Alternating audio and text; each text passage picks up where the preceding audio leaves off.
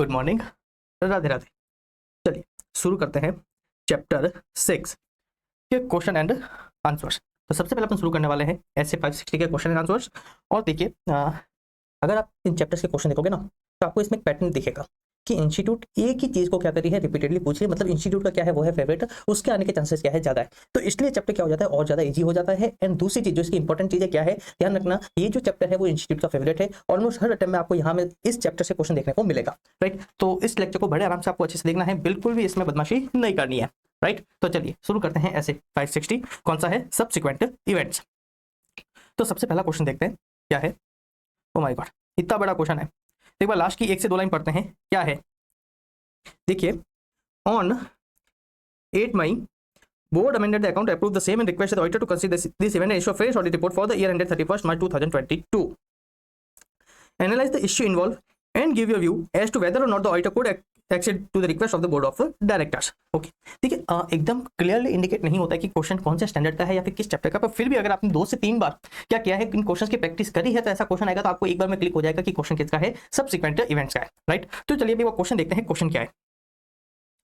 देखिए क्वेश्चन है, एक कंपनी है XYZ कंपनी, उसके ऑडिटर है Amudhan and company. Audit report was signed on the date 4th May of 2022. AGM was decided to be held during the month of August 2022. फिर क्या बोल रहा है, on 6th of May company को एक communication receive हुआ from the central government that the amount of ₹5800 crore kept pending on account of incentive pertaining to the financial year 21-22 has been approved and the amount would be paid to the company before the end of May 22. Okay, so देखिए जो AGM held होनी है वो होनी है अगस्त में। Auditor ने audit report sign कर दी है 4th May को।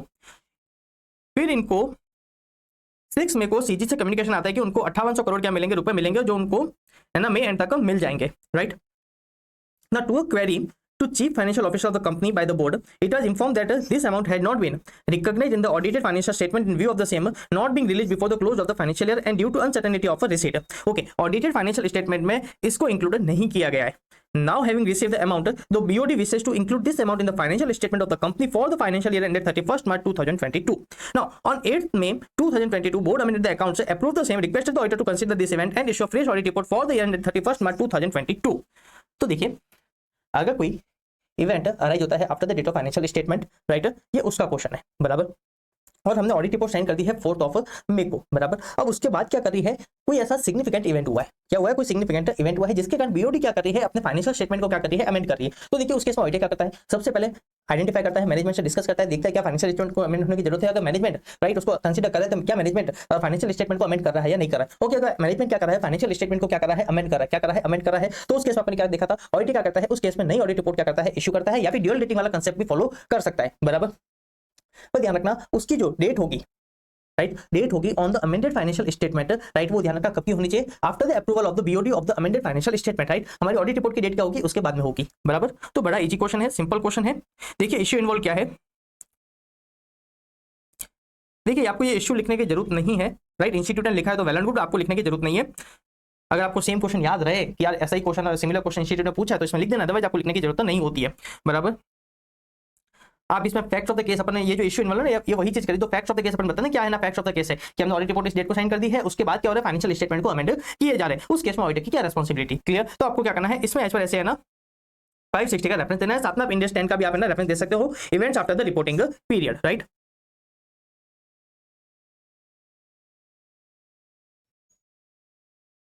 देखिए क्या बोल रहा है, as the financial statement are not yet been issued to shareholder, the financial statement can be amended.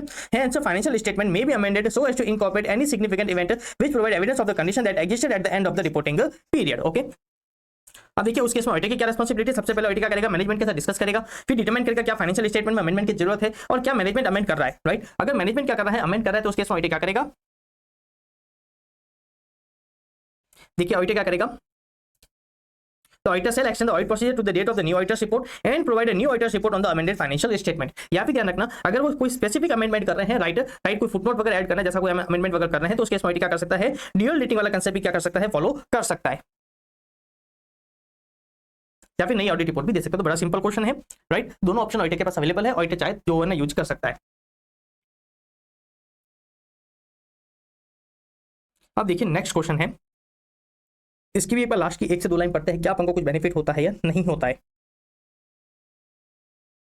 देखिए, on 8 May 2024 board amended the account, approved the same, requested the auditor to consider this event and issue a fair audit report on the financial statement for the year ended 31st March 2024 analysis। Okay, तो ऊपर जैसा question ही लग रहा है। Okay, amount भी इसमें change नहीं किया गया है, रिपीटेड क्वेश्चन है, एक बार आप देख लेना।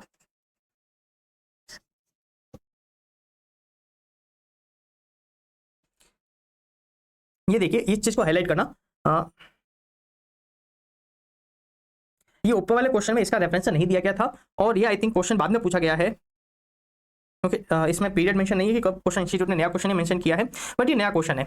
ये वाला क्वेश्चन थोड़ा सा पुराना है, नवंबर 18 का था। ये वाला जो क्वेश्चन है नया है, और देखिए इंस्टीट्यूट ने इसमें क्या किया है, इसका रेफरेंस क्या दिया है, after applying the condition given in SA 560 Ramdhan and company can issue new audit report subject to date of audit report which should not be earlier than the date of approval of the amended financial statement, right. चलिए अब देखते हैं अपन next question क्या है। देखिए क्या आ रहा है next question, Messrs. LMP Associate Chartered Accountant, while conducting the audit of POR Limited, want to conduct an inquiry of management and TCWG as to whether any subsequent event have occurred which might affect the financial statement. Guide Messrs. LMP Associate with the matter where specific inquiry may be conducted to evaluate subsequent events. Right? Subsequent event के regarding अपन कुछ inquiry करते हैं, तो आपको कुछ ऐसा matter देना है जिसके आप कौन से मैटर के रिगार्डिंग आप क्या करोगे, इंक्वायरी करोगे, जिसके थ्रू आपको क्या मिलेगी, आपको है ना इंफॉर्मेशन मिलेगी with reference to the subsequent events, right. तो देखिए जैसे कोई कंडीशन एग्जिस्ट करती है, क्या उसके रिगार्डिंग कोई नई इंफॉर्मेशन मिली है, या फिर कोई ऐसा कोई नया इवेंट वगैरह हुआ है जो आपके क्या करी है, गोइंग कंडीशन भी क्या कर रही है, इफेक्ट डाल रही है, या फिर आपने अकाउंटिंग एस्टिमेट्स वगैरह लिए है क्या, राइट, उसके रिगार्डिंग कोई नई इंफॉर्मेशन वगैरह मिली है क्या, राइट, या फिर कोई सिग्निफिकेंट लॉ एंड रेगुलेशन कोई ना कोई सिग्निफिकेंट चेंजेस वगैरह हुआ है क्या, राइट, या फिर कोई कॉन्ट्रैक्ट कोई टर्म्स एंड एग्रीमेंट वगैरह, राइट, टर्म्स एंड कंडीशन का कोई चेंजेस वगैरह हुई है क्या, राइट, या फिर आपने कोई नया सेल्स या फिर कोई एक्विजिशन या फिर ऐसा कोई ना कोई बड़ा ट्रांजैक्शन किया है कि आफ्टर द है ना period of the closure of the financial statement period, right, after the 31st March, right. देखिए क्या बोल रहा है कि आपने कोई नया सेल्स, क्या आपने कोई नई कमिटमेंट या फिर कोई नया ना कैपिटल इशू है, राइट, आपने कोई शेयर इशू वगैरह किए है क्या, राइट, या फिर whether any asset have been appropriated by the government, जैसे कि आपने देखा 5800 करोड़ क्या हुआ है, असाइन हुआ है फ्रॉम द गवर्नमेंट, राइट, कोई कंटीजेंसी रिगार्डिंग कोई डेवलपमेंट हुआ है क्या, राइट, कोई अनयूजुअल अकाउंटिंग एडजस्टमेंट या फिर कोई ऐसा इवेंट हुआ है जो क्या कर रहा है, गोइंग कंडीशन एजम्पशन पे क्या कर रहा है, एक बार क्वेश्चन क्रिएट कर रहा है, या फिर कोई एस्टिमेट वगैरह के रिगार्डिंग कोई नया इंफॉर्मेशन क्या हुई अवेलेबल हुई है क्या, राइट। तो ये क्या हो रहा है, अपन कुछ इंक्वायरी करते हैं पर्टिकुलर मैटर, राइट, जिसके रिगार्डिंग अपन क्या करते हैं, मैनेजमेंट वगैरह से इंक्वायरी करते हैं और देखते हैं क्या कुछ सब्सिक्वेंट इवेंट ऑकर हुआ है या नहीं हुआ है, बराबर। ओके, अब देखते हैं अपन नेक्स्ट क्वेश्चन। अब देखिए ये क्वेश्चन बड़ा सिंपल सा है, सीधा सीधा डायरेक्टली पूछा है, क्वेश्चन किसका है, सबसिक्वेंट इवेंट्स का, राइट, किसका है क्वेश्चन, सबसिक्वेंट इवेंट्स का है। अब देखते हैं क्वेश्चन क्या है। देखिए क्या बोल रहा है, you are the auditor of PQR limited which is in the business of supplying food product to various airline companies operating aircraft in domestic circle only। Okay, हाँ, जिस कंपनी की ऑडिट कर रहे हैं वो क्या करी है, फूड सप्लाई करती है किसको, एयरलाइन कंपनीज को। As per the terms of agreement with airline the company needs to stock variation non-perishable food item for coming 1 month. Average holding of inventory to the tune of this is INR 75 CR. Also the payment terms have been settled and the company received payment in 45 days after the supply of goods. Everything was going on well till the end of March 2021 when the pandemic COVID hit the world and everything came to a standstill. Aviation sector was hit hard and there was no flights from the April 21 onwards. Consequently, the business of PQR Limited also got severely affected and the scheduled supplies of goods to the airline were also not made. Also, the liquidity position of the airline companies got hit and scheduled payments were also not received on the due dates.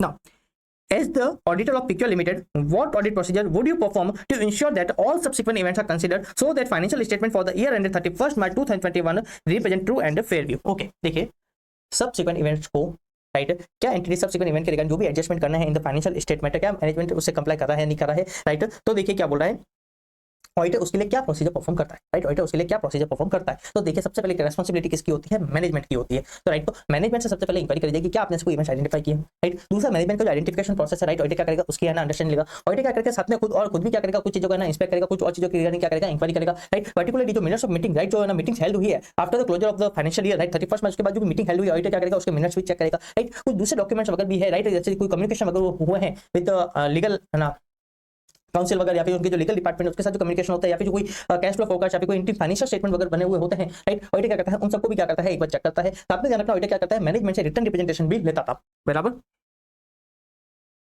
देखिए सबसे पहले क्या बोल रहा है, auditor क्या करेगा, understanding of the procedure, फिर ऑडिटर क्या करेगा, मैनेजमेंट वगैरह की इंक्वायरी करेगा, साथ में कुछ मिनट्स ऑफ मीटिंग्स देखेगा पर्टिकुलरली जो हेल्ड हुई है after the date of a financial statement reading the entity latest subsequent interim financial statement if any,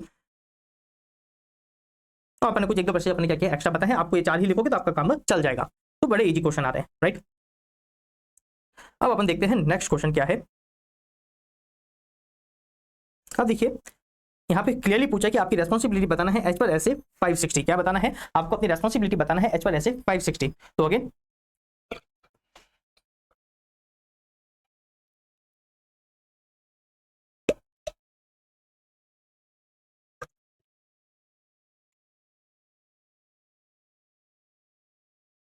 तो चलिए शुरू करते हैं, देखते हैं क्या है क्वेश्चन। देखिए कंपनी है Rare P limited, financial year है 22-23, उनके ऑडिटर है एसआर एंड कंपनी, और ऑडिट रिपोर्ट इश्यू हुई है on the 23rd of July 2023। Okay, फिर ये क्या बोल रहा है? However case was filed against Rare P limited on the 9th of August 2023 with the civil court with respect to an incident caused in its factory on 24 January 23, the future outcome of which may result into paying heavy penalty by Rare P limited which was informed to mister Rishabh Pandey the partner of SRM and company. Okay, now Mr. Rishabh discussed the said matter with the management and it was determined to amend the financial statement for financial year 22-23. Further, Mr. Rishabh inquired how the management intended to address the said matter in the financial statement, to which he was told that the said matter was going to be disclosed as a contingent liability for a court case to the footnote in the balance sheet with a no additional disclosure. Okay, disclosure एक तो पूरा नहीं दिया जा रहा है, पहली बार disclosure पूरा नहीं दिया जा रहा है, बहुत limited disclosure दिया जा रहा है। The management told Mr. Rishabh that such disclosure was enough as he would be further going to provide a description of the said court case and its outcome in the emphasis of matter paragraph in his amended audit report. Okay, अब question क्या है? In the context of aforesaid case scenario please answer to the following question. Whether Mr. Rishabh on behalf of SRM company has properly adhered to his responsibility in accordance with SA 560 on becoming aware of the court case filed with RareP Limited. Now, whether the contention of management of RareP Limited is valid with respect to disclosure of court case in the financial statement. अब देखिए question अच्छा है। क्या हुआ है कि company पे कोई केस फाइल हुआ है, हमने ऑडिट रिपोर्ट दी है 23rd of July को, और जो कोर्ट केस हुआ है वो 9th of August को हुआ है, और वो क्या है उसके रिगार्डिंग कंडीशन एडजस्ट करती थी ड्यूरिंग द फाइनेंशियल ईयर, बराबर। तो ये कैसा है? एक एडजस्टिंग इवेंट है। अब ये क्या हुआ, इसके रिगार्डिंग हमारे एंगेजमेंट पार्टनर को इन्फॉर्म किया गया। तो एंगेजमेंट पार्टनर ने क्या किया, जब उसको उस मैटर के बारे में पता चला तो उसने क्या किया, मैनेजमेंट वगैरह से कम्युनिकेट किया, डिस्कस किया, फिर बोला कि आप इसको किस तरीके से क्या करने वाले हो, कंसीडर करने वाले हो, क्या फाइनेंशियल स्टेटमेंट में अमेंडमेंट होना चाहिए तो क्या आप इसको अमेंड कर रहे हो, अमेंड करो तो कैसे अमेंड कर रहे हो। ऑडिटर ने क्या किया, अपनी रेस्पॉन्सिबिलिटी पूरी करी। अब मैनेजमेंट ने क्या किया, मैनेजमेंट ने बताया कि हम क्या कर रहे हैं, ये डिस्क्लोजर हम देने वाले हैं, बराबर। जिसमें आई थिंक है ना जो मिस्टर ऋषभ थे वो उस पर एग्री नहीं कर रहे थे, तो उस पर मैनेजमेंट ने क्या बोला कि ये देखिए डिस्क्लोजर इनफ है, वैसे भी आप क्या करने वाले हो, आप इसका इसके रिगार्डिंग आप रिपोर्टिंग अपनी ऑडिट रिपोर्ट में करने वाले हो under the emphasis of matter paragraph. तो हमारा इतना डिस्क्लोजर क्या है, इनफ है, हमारा इतना डिस्क्लोजर क्या है, इनफ है। तो देखिए इसमें फर्स्ट ऑफ ऑल जो पहला क्वेश्चन है, क्या मिस्टर ऋषभ ने अपनी रेस्पॉन्सिबिलिटी सही तरीके से डिस्चार्ज करी एज पर ऐसे 560? यस ऑफ कोर्स, उसने अपनी रेस्पॉन्सिबिलिटी क्या करी, सही तरीके से डिस्चार्ज करी। अपन को क्या करना है, उसकी रेस्पॉन्सिबिलिटी बताना है, फिर अपन को बताना है कि ओके इन्होंने अपनी रेस्पॉन्सिबिलिटी सही तरीके से डिस्चार्ज करी। दूसरा अपन को यहाँ पे रेफरेंस देना पड़ेगा किसका, एम्फेसिस ऑफ मैटर पैराग्राफ पे, ऐसे 706 का, सॉरी इनको क्या करना पड़ेगा, एसए 706 का रेफरेंस देना पड़ेगा। क्या देना पड़ेगा, ध्यान रखना, emphasis of matter paragraph is not a substitute right for a disclosure requiring in the financial statement. अब ध्यान रखना, अपन एक और चीज डिस्कस की थी, मिस स्टेटमेंट को है ना इवैल्यूएट करते हैं कि मिस स्टेटमेंट क्या होती है। तो अपन ने क्या बोला था, अगर कोई डिस्क्लोजर एएफआरएफ रिक्वायर करता है to be given in the financial statement, बराबर, और अगर वो डिस्क्लोजर मैनेजमेंट नहीं देता है तो वो क्या होती है, मिस स्टेटमेंट होती है। क्या होती है, मिस स्टेटमेंट होती है। और अगर मिस स्टेटमेंट है तो ऑडिटर क्या करता है, वहां पे मॉडिफिकेशन ऑफ ओपिनियन करता है। तो ध्यान रखना, एम्फेसिस ऑफ मैटर पैराग्राफ ये भी बोलता है कि जहां पे मॉडिफिकेशन ऑफ ओपिनियन होने से वहां पे आप क्या करोगे, अपने ओपिनियन को मॉडिफाई करोगे, ना कि उसको as emphasis of matter paragraph दोगे, बराबर। तो यहाँ पे ध्यान रखना जो मैनेजमेंट का जो कंडीशन है वो सही नहीं है, और ध्यान रखना मैनेजमेंट ने एडिक्वेट डिस्क्लोजर नहीं दिया तो उस केस में ऑडिटर क्या करेगा, अपने ओपिनियन को मॉडिफाई करेगा after communicating with the TCWG, right. तो देखिए it can be said that mister Rishabh has properly adhered to his responsibility in accordance with SA 560, बराबर। अब देखिए दूसरा क्या कर रहे हैं, 706 का रेफरेंस दिया जा रहा है। क्या दिया जा रहा है, 706 का रेफरेंस दिया जा रहा है, बराबर, कि emphasis of matter paragraph is not a substitute for a modified opinion in accordance with SA 705 when required by the circumstance of a specific audit engagement or the disclosure in the financial statement that is required to be given under the applicable financial reporting framework, बराबर।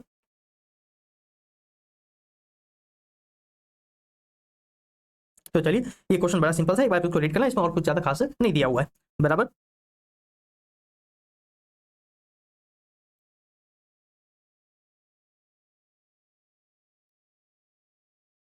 देखिए the contention of management is not valid as emphasis of matter paragraph cannot be used as a substitute for a disclosure required to be made in the financial statement as per the applicable financial reporting framework।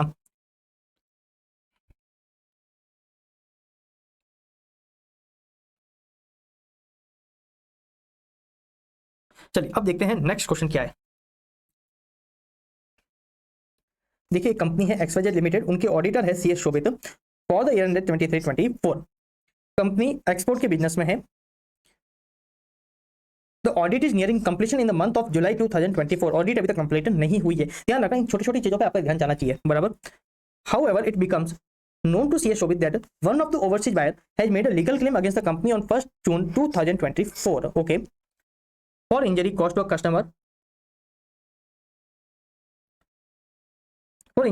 customer for one European buyer due to substandard dye used in drugs of a one lot of order shipped in August 2023.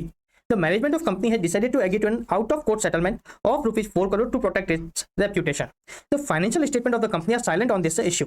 Discuss how CS Shobhit should proceed to deal with this above. देखिए ये कैसा adjusting event है, साथ में आपको क्या करना है, इसका रिगार्डिंग इन्फॉर्मेशन अपने फाइनेंशियल स्टेटमेंट में देनी चाहिए। अगर आप नहीं दे रहे तो ऑडिट क्या करेगा, बोलेगा आप इसको ना चेंज करिए, करेक्ट करिए। करेक्ट करती है तो वेल एंड गुड, ऑडिट उसमें अपने प्रोसीजर परफॉर्म करेगा। नहीं करती है तो देयर मिस स्टेटमेंट, ऑडिट क्या करेगा, उसके इसमें TCW को कम्युनिकेट करेगा, आप इसको करेक्ट करिए। अदरवाइज ऑडिट क्या करेगा, अपने ओपिनियन को मॉडिफाई करेगा। देखिए क्या बोल रहा है, it's event that require adjustment in the financial statement. CS Shobhit should ensure that appropriate adjustment disclosure are made by the management in the absence of the same. He should consider the impact of the said event and report accordingly. Right, किस तरीके से reporting होती है, आप उनको correct करने का बोलते हैं, करेक्ट नहीं करते तो अपने TCW को बोलते हैं करेक्ट करिए, अदरवाइज इसका इफेक्ट हमारे कहां जाएगा, हमारे ओपिनियन पे जाएगा। करेक्ट करते हैं तो वेल एंड गुड, ऑडिट अपना प्रोसीजर परफॉर्म करेगा, चेक करेगा क्या उसको करेक्ट किया है नहीं किया, राइट, क्या फर्क से कंप्लाई किया है नहीं किया, अदरवाइज ऑडिट क्या करेगा, अपने ओपिनियन को मॉडिफाई करेगा। क्लियर। चलिए अब देखते हैं नेक्स्ट क्वेश्चन। देखिए क्या क्वेश्चन है, एक कंपनी है मूव फास्ट लिमिटेड जो बिजनेस करती है मैन्युफैक्चरिंग ऑफ शूज। उनका ऑफिस है कहाँ पे है, मैन्युफैक्चरिंग है ना, प्लांट कहाँ लगा हुआ है, बहादुरपुर इन हरियाणा। फिर क्या बोले, due to unprecedented rain in the area in the month of September 2022 many area of town got inundated due to the choking of a sewer system. As a result of the above, company's premises located in town were also affected, resulting in damage of a stock. Okay, the company has also lodged a claim with the insurance company for rupees 1 crore. The same is shown as a claim receivable as on 31st March 2023, as the claim was not settled at the year end. The insurance surveyor appointed in the case submitted a report to insurance company recommending a claim of rupees 45 lakh in the month of April 2023. The company has also given its consent for the same, and the settled amount of rupees 45 lakh was transferred to the bank account of the company on the 5th May 2023.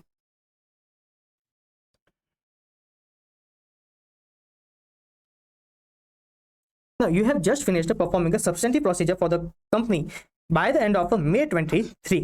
Is there any responsibility cast upon you as audit of the company in the above situation? देखिए बड़ा simple question है, अभी तक आपने अपनी audit report को date नहीं करी है। और ध्यान रखना, जब तक ऑडिट अपनी ऑडिट रिपोर्ट को डेट करता है तब तक के लिए ऑडिट को क्या करना है, सफिशिएंट एप्रोप्रिएट ऑडिट एविडेंस लेने होते हैं, बराबर। ये दूसरा ये इवेंट कैसा है, एडजस्टिंग इवेंट है, राइट। अगर मैनेजमेंट क्या करता है, एडजस्ट करता है तो well and good, right. Audit क्या करेगा, ऑडिटर की जो रहना रेस्पॉन्सिबिलिटी होती है with regard to subsequent event, audit क्या करेगा, उसको परफॉर्म करेगा।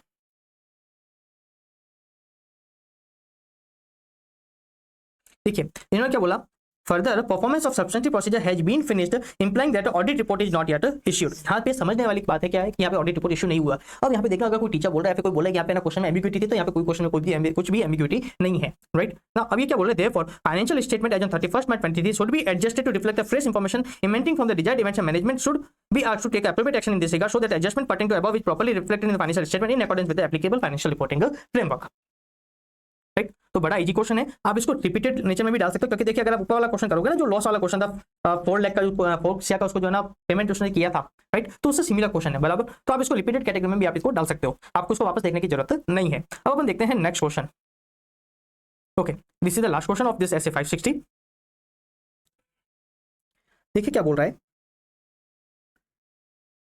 सीए अनुज क्या है, ऑडिटर है किसी लिस्टेड कंपनी के, and he is in the midst of conducting an audit of the said company for the financial year ending 31st March 23 at a meeting of the BOD held on 17 April 23 a dividend of rupees 1 crore is proposed to equity shareholder at the rate of rupees 10 per share, and such a proposal has a good chance of being approved in the AGM of the company to be held after a few months. His audit procedure near completion. He is contemplating finalizing the audit report by 31st July 2023. Is there any responsibility thrust upon him as auditor of the company? देखिए बड़ा simple सा question है, कुछ नहीं है। देखिए ये कोई है ना तो ये कोई है ना ऐसा कोई इवेंट या कंडीशन के रिगार्डिंग कोई नई इंफॉर्मेशन नहीं दे रही है, इसलिए ये फॉर द फाइनेंशियल ईयर कौन सा था 22-23, उसके लिए कोई है ना लाइबिलिटी वगैरह नहीं है, तो आप इसको है ना डिस्क्लोजर दे सकते हो फाइनेंशियल स्टेटमेंट में, वो क्या होता है, इनफ होता है। देखिए क्या बोल रहे हैं, In the given situation, dividend has been proposed by the BOD on 17th April. It is an example of the condition that arose after the reporting period. No liability exists for the company on reporting date because there is no obligation to pay at the reporting date in accordance with the Ind AS 1. Therefore, above situation does not require recognition of the above proposed dividend in the financial statement. It is an example of event which does not require adjustment. However, it should be disclosed in the financial statement notes to account. Therefore, it should be ensured that it is disclosed in notes to account in the financial statement. It should verify in accordance with SA 560 that it is disclosed in the financial statements. Right? तो बड़ा easy question है और आपने इसी के साथ आपने पूरा कर दिया ऐसे 560। तो आपने नोट किया होगा इसके क्वेश्चन बड़े इजी है। क्या है? इसके क्वेश्चन बड़े इजी है। अब अपन देखने वाले हैं नेक्स्ट स्टैंडर्ड कौन सा है, ऐसे 570 गोइंग कंसर्न। इससे सबसे पहले 3 स्टार लगा दीजिए। एक बार मैं फिर ये बोल रहा हूँ कि ये जो 6 चैप्टर है बहुत छोटा चैप्टर है और इसमें से क्वेश्चन आने के चांसेस बहुत ज्यादा है। और एक और चीज है कि यहाँ पे इंस्टीट्यूट क्या कर रही है, बहुत लिमिटेड एरिया से क्या कर रही है क्वेश्चन पूछ रही है। वो एरिया क्या है, ऑफकोर्स इंपॉर्टेंट है, राइट। तो अपने लिए क्या हो जाता है और ईजी हो जाता है, अपने लिए क्या होता है ये चीज और ज्यादा ईजी हो जाती है, राइट।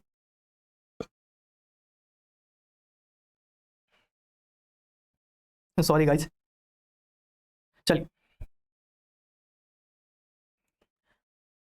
क्वेश्चन स्टार्ट करते हैं। देखिए क्या है क्वेश्चन। एक कंपनी है TBR limited which has planned of its business being closed due to huge loss incurred due to the recent outbreak of a global pandemic within a short period from the close of accounting year ended 31st March 23.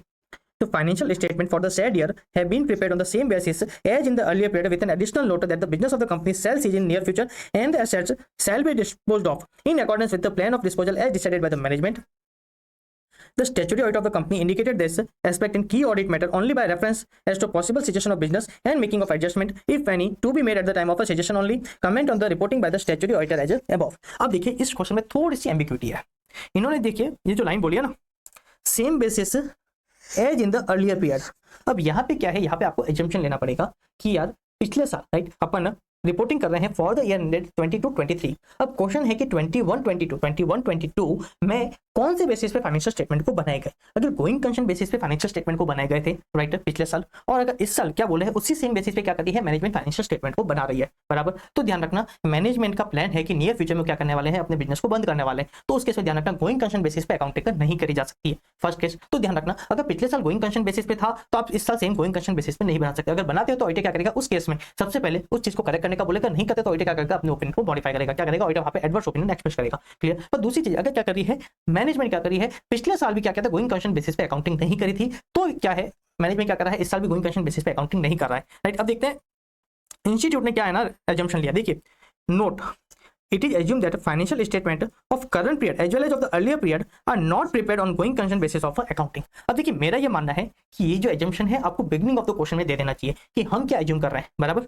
अब देखते हैं institute ने इस assumption के basis पे क्या answer दिया है।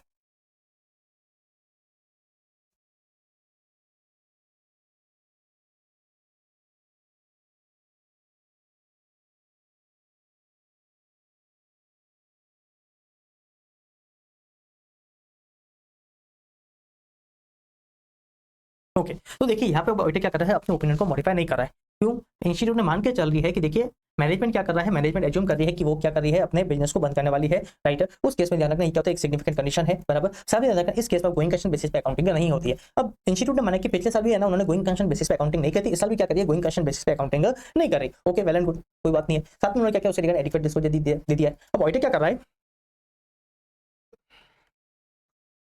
अब ध्यान रखना इसका रिपोर्टिंग ऑडिटर क्या करनी होती है। जब अपने पैराग्राफ देखा था कौन सा मटेरियल अनसर्टेनिटी गोइंग कंसर्न का अपने पैराग्राफ देखा था मटेरियल अनसर्टेनिटी वाला, ऑडिटर क्या करेगा वहां पे इसकी रिपोर्टिंग करेगा। देखिए क्या बोल रहा है, देखिए सबसे पहले एज पर ऐसे 570 का थोड़ा सा रेफरेंस दिया गया है, फिर ऐसे 701 का रेफरेंस दिया गया क्या, when matters relating to going concern may be determined to be key audit matter, explain that a material uncertainty related to events condition that make a significant doubt on the entity ability to continue as a going concern by its by nature is a key audit matter. ऐसे 701 also puts emphasis on auditor's responsibility to communicate key audit matter in the auditor's report। पर ध्यान रखना इसको अपन है ना ऐसे as per ऐसे 530 अपन क्या कहते हैं इसको रिपोर्ट करते हैं। देखिए क्या बोल रहा है, auditor is required to communicate the key audit matter in accordance with SA 570 as stated above. Simple reference to possible cessation of the business and making of adjustment if any he made at the time of a cessation only by the auditor in his report is not sufficient। अपन को ऐसे 570 क्या करेंगे, क्या करने पड़ेगी पूरी उसकी report देनी पड़ेगी, राइट। सबसे पहले अपन को फाइनेंशियल स्टेटमेंट उसका जो नोट है अपन को उसका रेफरेंस भी देना पड़ेगा, राइट। साथ में अपन को फिर क्या करना पड़ेगा उस इवेंट के बारे में बताना पड़ेगा, राइट। फिर अपन को साथ में बताना पड़ेगा कि यहाँ पे क्या है मटेरियल अनसर्टेनिटी, क्या है यहाँ पे मटेरियल अनसर्टेनिटी है, राइट। तो अपन को क्या करना पड़ेगा उसका पूरा प्रॉपर अपन को क्या करनी पड़ेगी रिपोर्टिंग देनी पड़ेगी एज पर ऐसे 570। तो चलिए इजी क्वेश्चन था, पर थोड़ा सा एम्बिग्यूटी थी, एम्बिग्यूटी अपने क्लियर कर दिया। अब ऐसे कोई एम्बिग्यूटी नहीं है। आपको क्या करना है, स्टार्टिंग में एज्यूम्पशन दे देना है कि हम क्या एज्यूम कर रहे हैं, राइट। पिछले साल मैनेजमेंट ने किस बेसिस पे अकाउंटिंग करी थी, आप क्या मान के चलो, आपको क्या करना है, क्वेश्चन के बिगनिंग में बता देना, आंसर के बिगनिंग में आपको क्या करना है, ये वाली चीजें बता देनी है, राइट। चलिए अब अपन देखते हैं नेक्स्ट क्वेश्चन। देखिए क्या क्वेश्चन है। एक कंपनी है GRF प्राइवेट लिमिटेड, उसके ऑडिटर है Modit and associate for the year ended 23-24। Company कोई हेल्थ क्लब फिटनेस सेंटर के क्या है, बिजनेस में है। अब जो CAM है वो कौन है, एंगेजमेंट पार्टनर ना। He observe the following points while auditing. क्या क्या पॉइंट उसने है ना ऑब्जर्व किए हैं। Customer base is reducing continuously due to tough competition and discount war existing in the market. Payment of credit are delayed and made with overdue interest. Company has not been able to pay the salary of staff and trainer on time. Key financial ratio of the company like current ratio, debt service coverage ratio are in red and have deteriorated considerably as compared to the last year. The company has requested its banker to provide it with the additional working capital and credit facility of rupees 1.5 crore, but banker are not considering the company's proposal favorably. Okay, सारे के सारे क्या किए हैं, अभी तक आपको adverse scenario बताया है, अनफेवरेबल सिनेरियो बता रहे हैं, राइट। जो क्या कर रहे हैं, इंडिकेट कर रहे हैं कि क्या है, मटेरियल अनसर्टेनिटी है with respect two entities going concern, right. Now, while what audit procedure should be followed by CAM considering the above circumstance as per SA 570 going concern? How auditors should deal if the use of going concern basis of accounting is appropriate but a material uncertainty exists and adequate disclosure of material uncertainty is made in the financial statement? Okay. देखिए सबसे पहले जब अपन को event identify होते हैं, जो क्या कर रहे हैं, डाउट क्रिएट कर रहे हैं on the entity's ability to continue as a going concern, तो उस केस में ऑडिटर क्या करता है, कुछ प्रोसीजर परफॉर्म करता है। क्या सबसे पहले अगर मैनेजमेंट ने गोइंग कंसर्न का असेसमेंट नहीं किया है तो ऑडिटर क्या करेगा, उनको बोलेगा आप क्या करिए, असेस करिए, राइट। साथ में एंटिटी ने क्या करा है, कोई कैश फ्लो फोकस वगैरह बना है तो ऑडिटर क्या करेगा, उसको भी कंसीडर करेगा। उनमें क्या डेटा है ना यूज किया, क्या एजम्पशंस लिए हैं, ऑडिटर क्या करता है, उनको भी कंसीडर करता है, राइट। ऑडिटर क्या करता है, साथ में जो भी है ना इंफॉर्मेशन न्यूली अवेलेबल हुई है, ऑडिटर क्या करता है, उनको सबको भी क्या करता है, कंसीडर वगैरह करता है। ऑडिटर क्या करता है, इस तरीके को जो प्रोसीजर परफॉर्म करता था, राइट। तो ये आपको क्या बताना है, वो प्रोसीजर बताना है, राइट। उसके बाद अपन को क्या चीज बतानी है, एक और चीज बतानी, देखिए अपने बोला था कि उसके रिगार्डिंग पर्टिकुलर ऑडिटर करता है कुछ चीजें है ना, और चेक करता है क्या कैश इनफ्लो होने वाला है, क्या आउटफ्लो होने वाला है, क्या नया एक्सपेंडिचर होने वाला है, क्या नया इन्वेस्टमेंट वगैरह होने वाला है, राइट। एग्रीमेंट है तो क्या एग्रीमेंट किया ना, क्या स्टेज चल रही है, क्या फाइनलाइजिंग स्टेज पे चल रही है, राइट। वहाँ पे एम्बिग्यूटी वगैरह क्या है, मैनेजमेंट के एजम्पशंस वगैरह क्या है, राइट, क्या सिग्निफिकेंट एजम्पशंस है, ऑडिटर क्या करता है, उन सबको भी चेक करता है, क्लियर। उसके बाद देखिए क्या बोला है, नेक्स्ट टू चीज है, क्या बोला है, ये क्या बोला, क्वेश्चन क्लियरली बोला है कि देखिए हमने एडवर्स सिनेरियो तो दिया है, तो क्वेश्चन ने क्लियरली बोला है कि गोइंग कंसर्न अभी भी एप्रोप्रिएट है बट मटेरियल अनसर्टेनिटी एग्जिस्ट करती है, बराबर। तो उस केस में आपको क्या करना है, और उस केस में क्या करना है, मैनेजमेंट उसका एडिक्वेट डिस्क्लोजर दे रहा है, तो उस केस में ऑडिटर क्या करता है, अपने ओपिनियन को मॉडिफाई नहीं करता है, राइट। ऑडिटर क्या करता है, उस केस में अपने ओपिनियन को मॉडिफाई नहीं करता है, बट जो पैराग्राफ है material uncertainty with respect to the going concern, right, auditor क्या करता है, वहां पे रिपोर्टिंग करता है। क्या रिपोर्टिंग करता है, पहला तो ऑडिटर क्या करेगा, उस इवेंट के बारे में बताएगा, बराबर। साथ में जो फाइनेंशियल स्टेटमेंट में नोट है, ऑडिटर क्या करेगा, उसका रेफरेंस देगा। साथ में ऑडिटर वहां पे क्लियरली बताएगा कि यहाँ पे क्या है, मटेरियल अनसर्टेनिटी है, right, that created out on the entity's ability to continue as a going concern, right.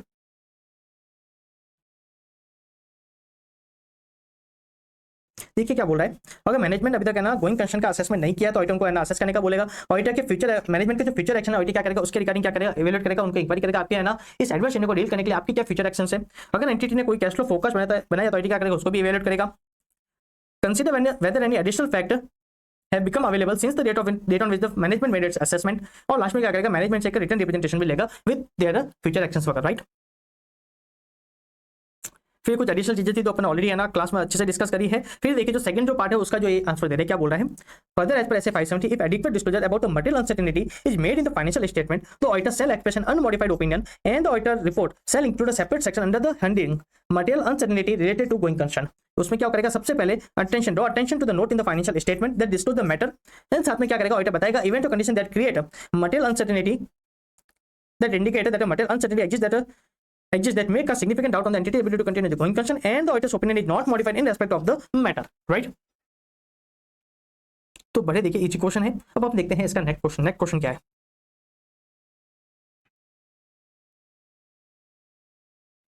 अब देखिए एक कंपनी है मैसर्स एयरलिफ्ट लिमिटेड, जो क्या कर रही है, ट्रांसपोर्टेशन बिजनेस में है, और वो क्या कर रही है, कंटिन्यूअसली लॉसेज में, और साथ में उसकी सेल्स भी क्या कर रही है, ड्रॉप हो रही है due to stiff competition and frequent background operation on aircraft. सारे अपन को क्या कर रहे हैं, एडवर्स सिनेरियो अपन को बता रहे हैं, राइट। जो भी अनफेवरेबल चीजें हैं अपन को पहले वो बताई जा रही है। फिर क्या बोल रहे हैं, the financial statement of the year ended 31 March 2023 are to be finalised. The management is quite uncertain as to its ability to continue in near future and has informed the auditor that having seized of this matter, it has constituted a committee to study this aspect and to give suggestion for recovery, if any, from this bad situation. Till the study is completed, according to the management, the issue involves uncertainty as to its ability to continue as a going concern. It informed the auditor that the effect of uncertainty camping of the going concern would suitably be disclosed in notes to account. State the reporting requirement, if any, in the independent auditor's report in respect of this matter. देखिए again repeated question है, अभी अपने जो ऊपर वाला question देखा ना उसका रिपीटेड क्वेश्चन है कि क्या कर रहे हैं, गोइंग करना मटेरियल अनसर्टेनिटी है with respect to going concern, और मैनेजमेंट क्या कर रहा है उसका एडिक्वेट डिस्क्लोजर दे रहा है, तो उसके इसमें ऑडिटर क्या करेगा, राइट। तो एकदम रिपीटेड क्वेश्चन है,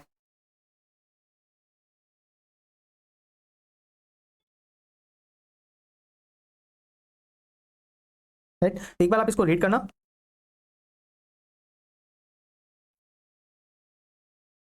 अब देखते हैं अपन नेक्स्ट क्वेश्चन। अब देखिए कंपनी है MZE लिमिटेड जो बिजनेस में है मैन्युफैक्चरिंग और and export of the readymade garment. अब अपन को उसके नेगेटिव है ना चीजें बता रहे हैं, उसकी राइटर अनफेवरेबल है ना अपन को चीजें बता रहे हैं। क्या बता रहे हैं, company has lost overseas buyer to Asian competitor with lower raw material and labour cost.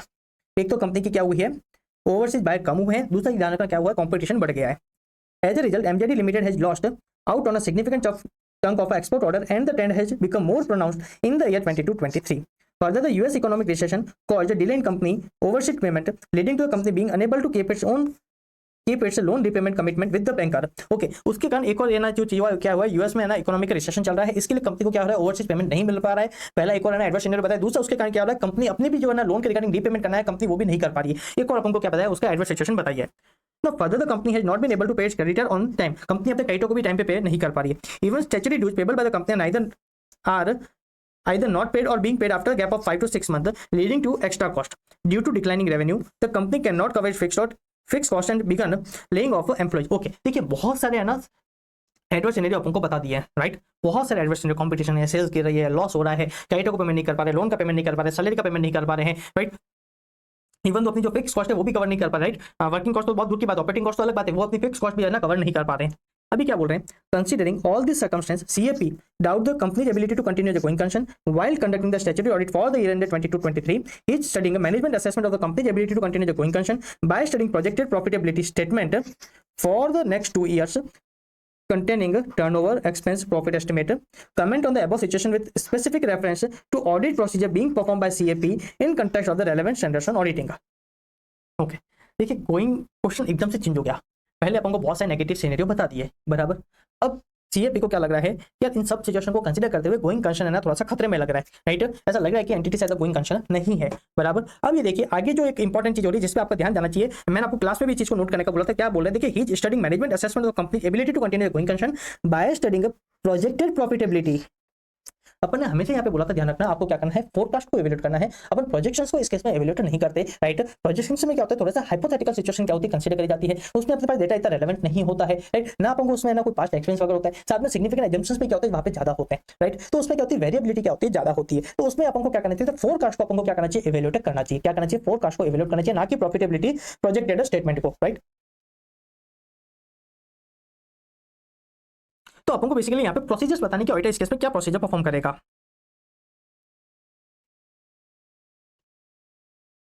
देखिए, Therefore, the auditor should require management to prepare a cash flow forecast. किसकी बात हो रही है, forecast की in the given circumstance. तो auditor should then analyze the cash flow forecast in the evaluation of the management future plan of action. It include evaluating the reliability of underlying data. दूसरा जो management के जो assumptions है, right? Determine whether there is adequate support for the assumptions underlying the forecast, right? क्या उनके जो assumptions है, क्या वो reasonable है, क्या वो relevant है, right? क्या उनके regarding है ना adequate है ना support है या नहीं है। मैनेजमेंट जो भी assumptions ले रही है वो किस बेसिस पे ले रही है, साथ में जो डेटा है, right? ऑडिटर क्या करता है, उस डेटा को भी evaluate करता है, उसका सोर्स देखता है, उसका नेचर देखता है, उस पर कंट्रोल देखता है, उसकी एक्यूरेसी वगैरह देखता है, राइट। उसका रेलेवेंस वगैरह क्या करता है, ऑडिटर कंसीडर करता है, बराबर।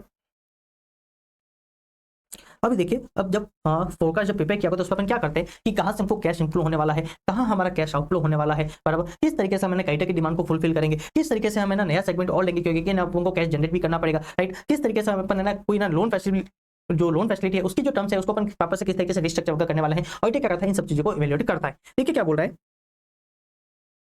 देखिए ओवरसीज पेमेंट क्या है बता रहा है कि है ना वो अभी तक रुके हुए हैं। It is quite possible that the timing of cash inflow on account of this payment may affect the situation, so auditor would have to evaluate the reliability of data for the preparation of such forecast and its underlying assumptions. He should perform procedure to obtain evidence regarding assumptions and timing of the cash inflow and outflow, like any restructuring undertaken by the bankers providing relief to the company future sales, a consequent cash realization in downturn condition, willingness of creditor to provide a credit in such a situation, incurring of expenditure to keep the company afloat. All these assumptions underlying such cash flow forecast need to be challenged and examined, right? तो question एक बार से read करना, ठीक है। एकदम से क्या किया है उसने, है ना, गुटली मार दी, एकदम से टर्न कर दिया, ऊपर अपन को क्वेश्चन एकदम लग दिया, नीचे अपन को डायरेक्टली पूछ दिया कि बेटा क्या प्रोसीजर परफॉर्म करेगा इस सिनेरियो में, right.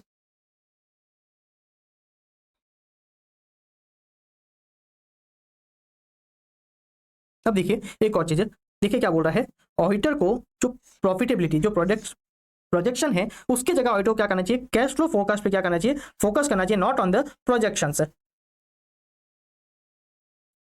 Analyzing the projected profitability statement alone is insufficient to support the conclusion on the going concern assumption followed by the company, right? चल अब अपन देखते हैं नेक्स्ट क्वेश्चन। देखिए क्वेश्चन आपको बहुत बड़ा है और एमटीपी अप्रैल 24 में पूछा गया है। अब देखिए क्वेश्चन क्या है,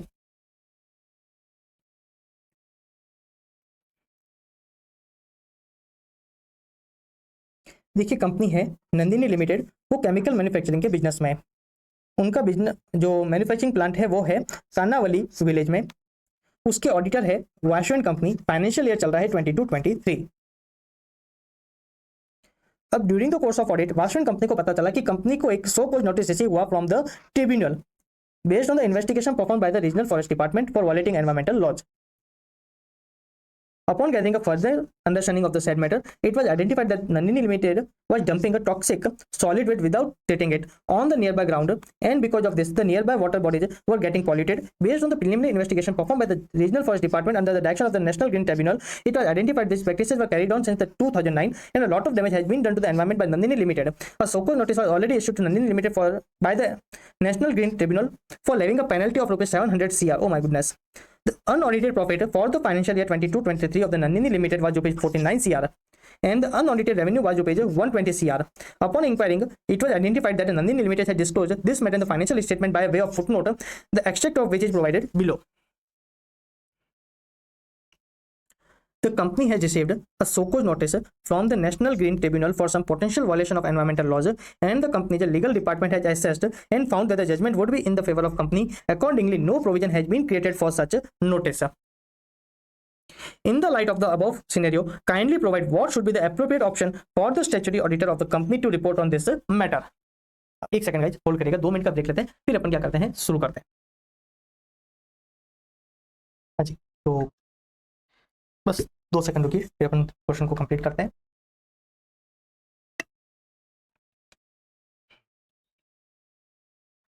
ओके, तो देखिए क्वेश्चन क्या है, एक नंदिनी लिमिटेड है, वो क्या कर रही है, केमिकल के बिजनेस में है, और वो क्या कर रहा है, अपने जो टॉक्सिक जो सॉलिड वेस्ट है वो क्या कर रही है, पास की नदी में क्या कर रही है, उसको है ना ऐसे ही डंप कर रही है, उसको है ना क्लीन वगैरह नहीं कर रही है। तो उसके क्या हो रहा है, एनवायरमेंट को है ना सॉलिड है ना क्या हो रहा है, उसको है ना एडवर्सली इंपैक्ट हो रहा है एनवायरमेंट को। इसलिए क्या हुआ, ट्रिब्यूनल ने क्या किया है, एक सोकॉज नोटिस क्या किया है, इशू किया है, और उसमें पेनल्टी कितने की लगाई है, 700 CR की। अब उनका जो इस साल का जो प्रॉफिट है वो कितना है, 49 CR, साथ में उनका जो टर्नओवर है वो कितना है, 120 CR बराबर। अब इसमें कंपनी क्या कर रही है, कंपनी ने क्या किया है, उसको एज ए फुटनोट बताया है, राइट। कंपनी ने क्या किया है, उसको एज ए फुटनोट बताया है, क्या बताया है, देखिए company has received a show cause notice from the national green tribunal for some potential violation of environmental laws, and company's legal department has assessed and found that the judgment would be in the favor of the company. Accordingly, no provision has been created for such a notice. अब देखिए यहाँ पे क्या है, material uncertainty है, यहाँ पे क्या है, मटेरियल अनसर्टेनिटी है, तो ध्यान रखना उसका एडिक्वेट उसको जो होना चाहिए इन द फाइनेंशियल स्टेटमेंट, राइट। पहला तो प्रिंसिपल इवेंट को आपको क्या करना है, अच्छे से एक्सप्लेन करना है कि वो इवेंट क्या है, मैनेजमेंट एक्सप्लेन करेगा। दूसरा वहाँ पे क्लियरली बताएगा कि यहाँ पे क्या है, मटेरियल अनसर्टेनिटी एग्जिस्ट करती है बराबर। क्योंकि देखिए अगर उनके फेवर में नहीं गया तो देखिए बिजनेस को बंद करना पड़ सकता है, क्योंकि देखिए उनका टर्नओवर 120 करोड़ है, उनका टर्नओवर क्या है 120 करोड़, उनकी प्रॉफिट की बात करूँ 50 करोड़ है, राइट। तो पिछले 10 साल उन्होंने 500 करोड़ कमाया होगा, तो पूरा का पूरा उनका प्रॉफिट क्या हो जाएगा, खत्म हो जाएगा, तो राइट। तो यहाँ पे क्या है, मटेरियल अनसर्टेनिटी एग्जिस्ट करती है अगर वो क्या है, केस उनके फेवर में नहीं जाता है तो बराबर। तो ये मैनेजमेंट को क्लियरली डिस्क्लोजर करना चाहिए बराबर। अगर वो मैनेजमेंट नहीं कर रहा है तो उस केस में ऑडिटर क्या करेगा, अपने ओपिनियन को मॉडिफाई करेगा, राइट। ऑडिटर क्या करेगा, अपने ओपिनियन को मॉडिफाई करेगा, बराबर। यहाँ पे मैनेजमेंट ने सही तरीके से डिस्क्लोजर नहीं दिया, ऑडिटर बोलेगा डिस्क्लोजर नहीं देते हैं, तो ऑडिटर क्या करेगा, अपने ओपिनियन को मॉडिफाई करेगा। ऑडिटर क्या करेगा, अपने ओपिनियन को मॉडिफाई करेगा। साथ में ऑडिटर को क्या करेगा, वहाँ पे जो बेसिस फॉर मॉडिफाइड ओपिनियन है, ऑडिटर क्या करेगा, वहाँ पे बताएगा कि यहाँ पे क्या है, मटेरियल अनसर्टेनिटी एग्जिस्ट करती है और मैनेजमेंट ने क्या किया है, इसका एडिक्वेट डिस्क्लोजर नहीं दिया है इन द फाइनेंशियल स्टेटमेंट, बराबर। और दूसरी चीज यहाँ पे और बहुत सारे है ना, और बहुत दूसरी है ना चीजें क्या होगी, एप्लीकेबल होगी। पहला ध्यान रखना, एक है ना नुक्ला के अंदर भी हमारी कुछ रेस्पॉन्सिबिलिटी होती है, ध्यान रखना। ऑडिटर क्या करता है, उसको भी कंसीडर करता है, क्या वो एप्लीकेबल है, पहली चीज। दूसरी चीज ध्यान रखना, एक और चीज जो एप्लीकेबल होती है, देखिए एक अपना ऐसे था, SA 250 consideration of laws and regulation, right. दूसरे अदर लॉज एंड रेगुलेशन के लिए भी ऑडिटर की क्या होती है, कुछ रेस्पॉन्सिबिलिटी होती है, क्या एंटिटी से कंप्लाई कर रही है या नहीं कर रही है। उस पर अपन क्या करते हैं, बेसिकली क्या करते हैं, मैनेजमेंट की इंक्वायरी वगैरह भी करते हैं, राइट। साथ में कोई सो कुछ नोटिस अगर रिसीव होता है इंस्पेक्टिंग द कॉरेस्पॉन्डेंस, ऑडिटर क्या करता है, उनको भी चेक करता है, अगर आपको ऐसे 250 अभी भी याद होगा तो, बराबर। एक ऐसे 250, अब ध्यान रखना साथ में ऑडिटर क्या करता है, इसको as a fraud risk factor भी ऑडिटर क्या कर सकता है, इसको लेके चल सकता है, राइट। ऑडिटर क्या कर सकता है, इसको as a fraud risk factor भी लेके चल सकता है। हो सकता है एंट्री क्या हो, कोई फ्रॉडलेंट एक्टिविटी में भी क्या हो, इन्वॉल्व हो, राइट। ऑडिटर क्या करेगा, उसको as a fraud risk factor भी क्या करेगा, लेके चलेगा। साथ में ध्यान रखना, ऑडिटर को अंडर सेक्शन 143 सब सेक्शन 3 जे क्लॉज में भी क्या होता है, इसकी रिपोर्टिंग करनी होती है।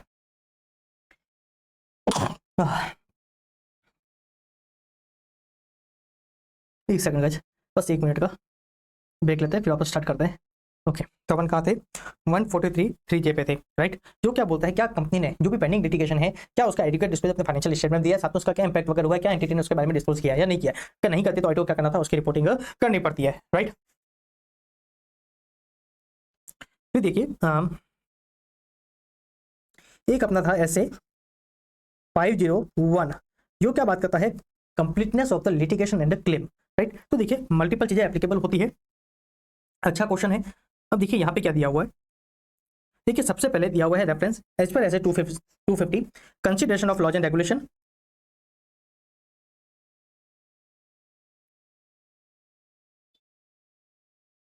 वहां पे ऑडिटर क्या करता है, एक तो मैनेजमेंट वगैरह की इंक्वायरी करता है कि आपसे कंप्लायंस में हो या नहीं हो, राइट। साथ में क्या करता है, इंस्पेक्टिंग कॉरेस्पॉन्डेंस, कोई सो कुछ नोटिस वगैरह आता है या फिर कोई दूसरे कम्युनिकेशन होते हैं, ऑडिटर क्या करता है, उनको भी एक बार चेक करता है और देखता है क्या है ना, जो अदर लॉज एंड रेगुलेशंस है उसका उससे कंप्लायंस हो रहा है या नहीं हो रहा है। दूसरा अपन और भी बहुत से डॉक्यूमेंट क्या किए थे, डिस्कस किए थे, राइट। फिर देखिए एक रेफरेंस दिया जा रहा है किसका, 143 का। तो auditor required to report whether the company has disclosed the impact if any of any pending litigation on its financial position in the financial statements, right. फिर देखिए रेफरेंस दिया जा रहा है एज पर ऐसे 570 का।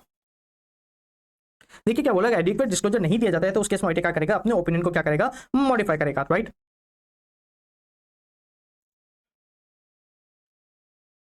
तो देखिए दो तीन चीजों का अल्टीमेटली रेफरेंस दिया जा रहा है किसका, एक तो ऐसे 570, एक सेक्शन 143 और एक दिया जा रहा है ऐसे 705 का, राइट। तो आपको जो यहाँ पे अपन को आंसर में जो रेफरेंस देखने को मिल रहा है, आपको भी एग्जाम में उन्हीं का रेफरेंस देना है, दूसरे स्टैंडर्ड्स का आपको रेफरेंस नहीं देना, पर एटलीस्ट आपको ऐसे 250, ऐसे 570, ऐसे 705 इन तीन का रेफरेंस देना ही है। अगर आपको सेक्शन 41 43 क्लिक होता है तो आपको क्या करना है, उसका भी रेफरेंस आपको देना है। अब एक चीज आपको हमेशा ध्यान रखनी है कि ध्यान रखना, अगर क्वेश्चन में इंस्टीट्यूट पूछे है रेस्पॉन्सिबिलिटी ऑफ ऑडिटर, क्या पूछे है, रेस्पॉन्सिबिलिटी ऑफ ऑडिटर, तो उस केस में आपको ध्यान रखना, अगर कोई कारों में रिपोर्टिंग करनी होती है, क्या करना, आपको ध्यान रखना, अगर नंबर ज्यादा है, राइट, अगर नंबर ज्यादा है तो ध्यान रखना एक लाइन उसकी भी डाल देना, बराबर।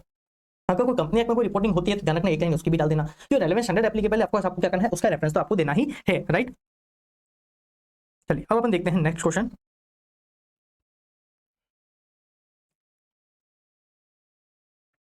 देखिए क्या क्वेश्चन है, एक कंपनी है AQP लिमिटेड, वो भी है ना केमिकल इंडस्ट्री में है, ये एक लिस्टेड कंपनी है।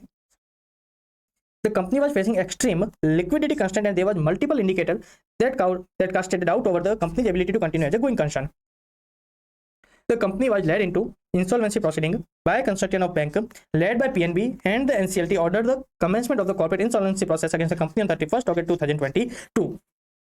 The company invited prospective lender, investor and other to submit the resolution plan to the resolution professional. Latest by 1st January 23, the RP reviewed the resolution plan and ensured conformity with the Insolvency and Bankruptcy Code 2016. The complaint laws were presented to the Committee on Creditors on the 2nd February 2023. Sorry. And the resolution plan submitted by PQ Limited was evaluated as the highest evaluated compliant resolution plan.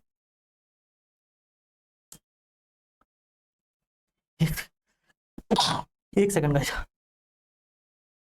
हाँ, the COC of AQP Limited approved the resolution plan submitted by PQR Limited on 2nd March 2023. The approval of NCLT was finally obtained on 4th May 2023. The PQR Limited submitted detailed plan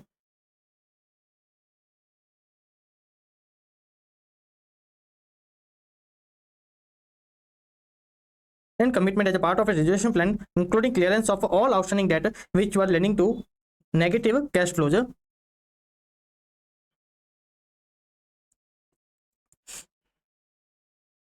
Now, please suggest how would you deal with the situation as the auditor of AQP Limited.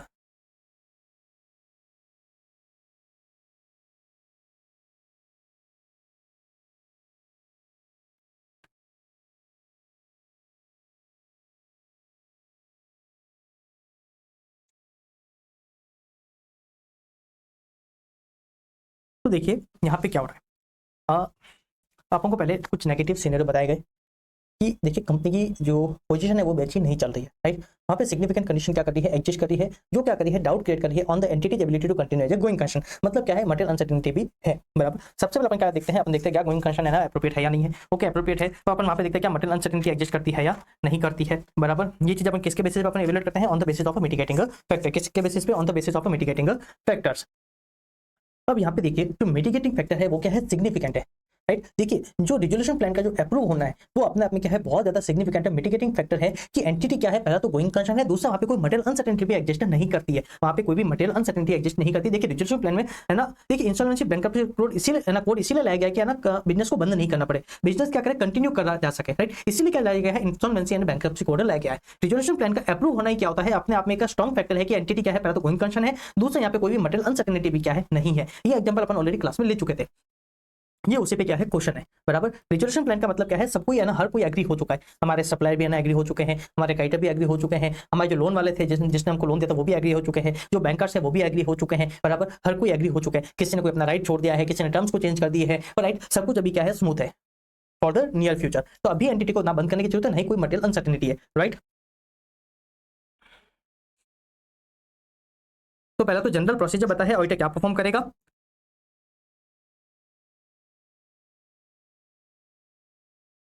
देखिए in the instant case the approval of resolution plan is a significant mitigating factor to counter the going concern issues of the AQP Limited. PQR Limited has submitted a detailed plan and commitment that has been given as a part of the resolution plan, which include clearance of all outstanding debt which were leading to negative cash flows. Conclusion: events and conditions are mitigated effectively, and there is no material uncertainty in relation to the ability of continue as a going concern. Right. तो इसको एक example आप mark करके रखना कि ध्यान रखना, अगर रिजोल्यूशन प्लान अप्रूव हो जाता है from the highest authority, right, तो उसका मतलब क्या है कि एंटिटी अब क्या है, गोइंग कंसर्न है, साथ में वहां पे कोई भी मटेरियल अनसर्टेनिटी भी नहीं है, बराबर। तो देखिए अगर आपको गोइंग कंसर्न के क्वेश्चन अच्छे से सॉल्व करना तो आपको क्या करना है, अपना माइंड एकदम से ओपन रखना, इजी रखना। देखिए इंस्टीट्यूट का एक है ना बड़ा सिंपल पैटर्न है। इंस्टीट्यूट सबसे पहले क्या करेगी, सबसे पहले आपकी तरफ है ना नेगेटिव कैश सिनेरियो है ना क्या करेगी, थ्रो करेगी, क्या करेगी, नेगेटिव है ना सिनेरियो थ्रो करेगी, अनफेवरेबल सिचुएशन बताएगी, बराबर। उसके बाद क्या होगा, दो चीजें पूछ सकती है, या तो इंस्टीट्यूट क्या करेगी, डायरेक्ट क्वेश्चन पूछ लेगी कि इस केस में ऑडिटर क्या प्रोसीजर परफॉर्म करेगा। तो उस केस में ध्यान रखना, अपन क्या करते थे, मैनेजमेंट असेसमेंट नहीं किया तो अपन वो देखते थे, मैनेजमेंट के फ्यूचर एक्शन देखते थे, कैश फ्लो फोरकास्ट वगैरह अपन क्या करते थे, कंसीडर करते थे, क्या मैनेजमेंट सारी इन्फॉर्मेशन कंसीडर करी है नहीं करी है, या फिर जो भी लेटेस्ट इन्फॉर्मेशन है ना अवेलेबल हुई है आफ्टर द असेसमेंट, क्या मैनेजमेंट ने वो भी इन्फॉर्मेशन कंसीडर करी है नहीं करी। साथ में अपन क्या करते थे, रिटन रिप्रेजेंटेशन वगैरह लेते थे, साथ में अपन क्या करते थे, कैश फ्लो फोरकास्ट वगैरह को क्या करते थे, इवैल्यूएट करते थे, बराबर।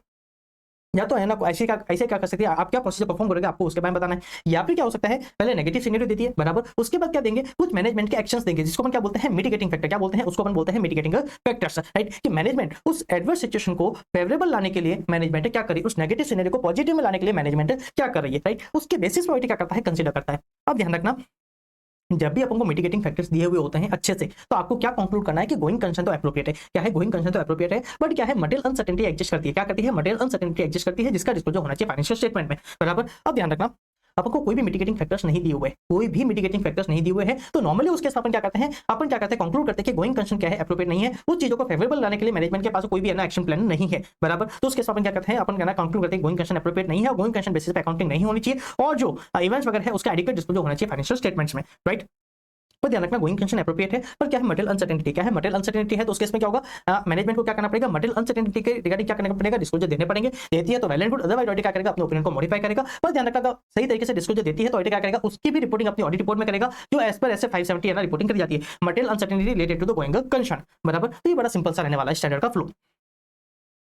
अब अपन देखते हैं नेक्स्ट क्वेश्चन क्या है, enumerate the operating condition of an entity that may cast a significant doubt on the entity's ability to continue as a going concern। देखिए डायरेक्ट क्वेश्चन है, इंटर लेवल का क्वेश्चन, एक बार आप देख रहे हैं, आपको कुछ कंडीशन बतानी है, राइट। कैसी कंडीशन? ऑपरेटिंग कंडीशन, जो क्या करती है, सिग्निफिकेंट डाउट क्रिएट करती है on the entity ability to continue as a going concern, right. अब अपन देखते हैं नेक्स्ट क्वेश्चन। देखिए कंपनी है star limited,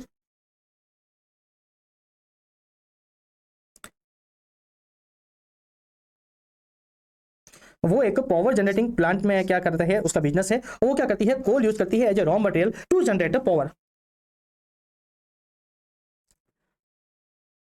The company has been allotted coal block in the state of Jharkhand and Odisha during the year 22-23. A scam regarding allotment of coal block was unraveled, leading to ban on the allotment of coal block to various companies, including Star Limited. This happened in the month of December 22. As such, entire power generation process of Star Limited came to halt in that month. As a result of such ban, the resultant stoppage of the production process, many key managerial persons of the company left the company. There were delay in the payment of wages and salaries, and the banks from whom the company had taken funds for the project financing also decided not to extend further finance or to fund further working capital requirement of the company। सारे के सारे अपन को क्या बता है, अभी अपन को है ना एडवर्स सिनेरियो नेगेटिव है ना, अपन को क्या कहता है, सिनेरियो अपन को कंपनी इंस्टीट्यूट बता रही है। Further, when discussed with the management, the statutory auditor understood that the company had no action plan to mitigate such circumstances. Further, all the circumstances were not reflected in the financial statement of the Star Limited. What course of action should the statutory auditor of the company should consider in such a situation? Right? तो देखिए अपन क्या करेंगे, देखिए when the use of a going concern assumption is inappropriate, auditor shall express an adverse opinion. In the present case, the following circumstances indicate inability of Star Limited to continue as a going concern। क्यों ये इतनी सारी है ना adverse scenario चल रहा है, उसको सही करने के लिए मैनेजमेंट के पास कोई एक्शन प्लान भी नहीं है, इसलिए क्या बोल रहा है, नबी एंटिटी नहीं लग रही कि क्या है, वो है गोइंग कंसर्न है। It is clear that a going concern basis is inappropriate for the company and such circumstances are not reflected in the financial statement of the company. As such, a statutory auditor of Star Limited should express an adverse opinion, right? In the basis of opinion paragraph of the auditor's report, statutory auditor should state that the material uncertainty exists that may cause significant doubt on entity's ability to continue the going concern and that the financial statement do not adequately disclose this matter, right? तो देखिए question एकदम easy हो जाएगा, flow एक बार आपने समझ लिया, उसके बाद क्वेश्चन एकदम इजी हो जाएगा, बराबर। और ध्यान रखना मैक्सिमम क्वेश्चन अपने है ना ऐसे 570 के इसी कंसेप्ट पे ना फ्लो करेंगे, राइट।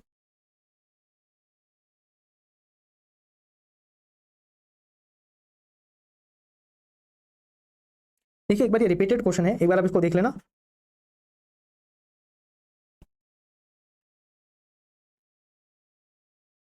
अब देखते हैं नेक्स्ट क्वेश्चन।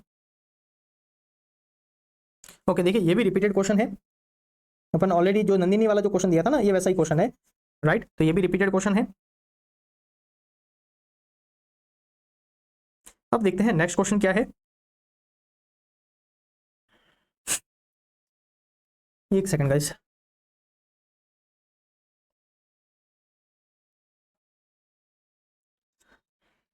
देखिए कंपनी है तो क्या है, देखिए CS Somya is auditor of company engaged in the rearing of poultry birds and obtaining eggs therefrom. The company has performed very well since its incorporation in 2013. Its sales had also grown and the company has expanded its market from the native northern state of promoters to far-flung areas in the eastern part of the country. However, since last 2 years, the company's fortunes have nosedived, first due to effect of the pandemic and then due to recurrent outbreak of a bird flu thrice in the span of 2 years. The company's sales have dipped from around rupees 50 crore to 10 crore. Further, a major part of the livestock was also wiped off during a bird flu. She is not optimistic about the going concern assumption followed by the management. Okay, देखिए क्या हो रहा है, 50 करोड़ से 10 करोड़ उनका turnover आ गया, साथ में उनके जो लाइफ स्टॉक थे उनको भी क्या हुआ है, हेवीली वो डैमेज हो गए, वो भी काफी मतलब नुकसान हो गया है, बराबर। अब इस केस में है ना क्या बोल रहा है, she is not optimistic about the going concern assumption followed by the management, right. हमें जो ऑडिटर है उसको लग रहा है कि मैनेजमेंट का जो गोइंग कंसर्न assumption है वो एप्रोप्रिएट नहीं है, right. Now the management now wants to start with new batches of bird. The earlier working capital facility of the company granted by bank have also been restructured to support the business. She was informed that the repayment of restructured working capital terms loan are begin from the ensuing year. No fresh credit facilities have been granted by the bank. The company also planned longer credit from the animal feeder supplier. The company plans to take additional measure to prevent the safety of livestock, including aggressive vaccination, preventive health checkup, and more frequent visit of the veterinary staff. The villagers in the surrounding area have accused the company of spreading air pollution. The management has prepared a cash flow forecast for her examination, discussed the approach to be adopted by her in examining the going concern assumption, keeping in view above the specific reference to the cash flow forecast. अब देखिए क्या हुआ है, फिलहाल हमारे जो CA Saumya है उनको लग रहा है कि यार गोइंग कंसर्न है ना क्या है, सिग्निफिकेंट कंसर्न उन्होंने आइडेंटिफाई करी, उसके बेसिस उनको लग रहा है कि गोइंग कंसर्न पे क्या है, थोड़ा सा थ्रेट वगैरह है, राइट। तो इसलिए क्या कर रहे हैं, मैनेजमेंट वगैरह के साथ डिस्कस कर रहे हैं। अब मैनेजमेंट को क्या लग रहा है, गोइंग कंसर्न है। अब मैनेजमेंट ने क्या किया, एक कैश फ्लो फोरकास्ट बनाया है। अब वो क्या बोल रहे हैं, आप क्या करिए, इसको एवेल्यूएट करिए, राइट, और आप क्या करिए, कंक्लूड करिए कि क्या है ना, गोइंग कंसर्न रिगार्डिंग आपका क्या है ना, एजम्पशंस वगैरह, सॉरी कंक्लूजन वगैरह। तो आपको क्या करना है, कैश फ्लो फोरकास्ट को क्या करना है, एवेल्यूएट करना है। तो सबसे पहले अपन उसमें बेसिकली दो चीजों को एवेल्यूएट करते हैं। पहला तो जिस डेटा के बेसिस पे क्या है उस फोरकास्ट को बनाया गया, दूसरा उसमें जो एजम्पशंस लिए होते हैं हम क्या करते हैं, उसको एवेल्यूएट करते हैं। अब पर्टिकुलर अपन है ना क्या करेंगे, अपन इसमें है ना क्या एवेल्यूएट करना है, पहला तो इनफ्लो कहां होने वाला है, आउटफ्लो कहां होने वाला है, हमारा कैश कहां से जनरेट होने वाला है, और फर्दर कैश कहां एक्सपेंस होने वाला है, राइट। अपन क्या करते हैं, बेसिकली इन चीजों को एवेल्यूएट करते हैं और देखते हैं कि क्या चीजें फेवरेबल जाने वाली है या नहीं जाने वाली। तो देखिए बैंक से जो रिस्ट्रक्चर वाली जो बात चल रही थी एग्रीमेंट वगैरह की, राइट, अपन क्या करेंगे, उसको एवेल्यूएट करेंगे, क्योंकि देखिए क्वेश्चन क्लियरली बताया कि कोई भी फर्दर है ना क्रेडिट फैसिलिटी है ना अभी तक है ना रिसीव नहीं हुई है कंपनी को, राइट। फिर देखिए कंपनी बोली कि हम हेवी है ना एक्सपेंस करने वाले हैं उनके चेकअप वगैरह पे बराबर, तो है ना उसके लिए पैसा कहां से आएगा वो भी है ना एवेल्यूएट करना पड़ेगा, राइट। फिर देखिए वो क्या बोल रहे हैं, हम है ना लॉन्गर क्रेडिट क्या कर रहे हैं, एक्सपेक्ट कर रहे हैं, बराबर। साथ में ध्यान रखना जो विलेजर्स है, राइट, वो भी क्या बोल रहे हैं, एयर पोल्यूशन वगैरह कर रहे हैं, तो उस मामले को शांत करने के लिए भी क्या करना पड़ेगा, खर्चा करना पड़ेगा। तो ऑडिट क्या करेगा, इन सब चीजों को एवेल्यूएट करेगा। देखिए क्या बोल रहा है, देखिए सबसे पहले आप जो रिलायबिलिटी ऑफ अंडरलाइन डेटा को आप क्या करोगे, एवेल्यूएट करोगे। दूसरा जो एजम्पशंस है आप क्या करोगे, उसको है ना एवेल्यूएट करोगे।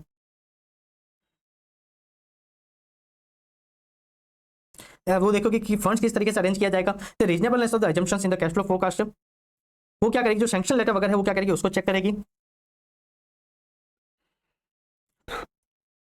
फिर ये बोला है जो कंपनी जो एक्सपेक्ट कर रही है कि उनको क्या मिलेंगे, लॉन्गर क्रेडिट मिलेंगे, तो चेक करेगी कैसे, how would supplier extend longer credit, this is going to have a effect on the cash flow forecast, whether company has accounted for increase expenditure और not with respect to preventive health checkup या फिर vaccination वगैरह, ठीक है। फिर क्या बोला, villagers क्या कर रहे हैं, एयर पोल्यूशन के लिए भी क्या कर रहे हैं, एक्यूज कर रहे हैं कंपनी को, तो उस मामले को डील करने के लिए कंपनी किस तरीके से एक्सपेंडिचर करने वाली है उसके रिगार्डिंग केस कहां से आने वाला है। तो ऑडिट क्या करता है, इस तरीके से क्या करता है, पूरे कैश फ्लो फोरकास्ट को क्या करता है, इवैल्यूएट करता है।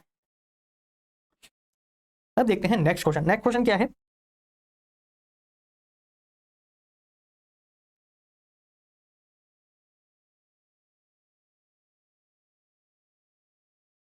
देखिए क्वेश्चन बड़ा इजी है, रिपीटेड जैसा क्वेश्चन है। पहला क्या है, पहला बहुत सारे एडवर्स सिनेरियो बताए जा रहे हैं, उसके बेसिस पे जो हमारा सीए है उनको लगता है कि गोइंग कंसर्न क्या है, एप्रोप्रिएट नहीं है।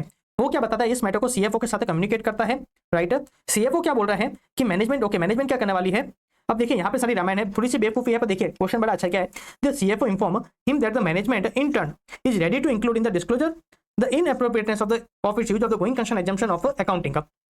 ओके देखिए मैनेजमेंट क्या कर रहा है, मैनेजमेंट बोल रहा है कि देखिए हम अकाउंटिंग तो हमारी गोइंग कंसर्न बेसिस पे करेंगे, पर एक फाइनेंशियल स्टेटमेंट में डिस्क्लोजर दे देंगे कि हमारा जो going concern basis of accounting है वो क्या है, इनएप्रोप्रिएट, मतलब हम क्या कर रहे हैं, गलत अकाउंटिंग दे रहे हैं, गलत अकाउंटिंग कर रहे हैं। पहले तो मतलब क्या हम फाइनेंशियल स्टेटमेंट की गलत अकाउंटिंग करेंगे, गलत तरीके से अकाउंटिंग करेंगे, पर क्या करेंगे सर, हम एक है ना डिस्क्लोजर दे देंगे कि हमने गलत तरीके से अकाउंटिंग करी है। अरे महानुभाव बेवकूफ हो क्या, कुछ भी बात कर रहे हो यार।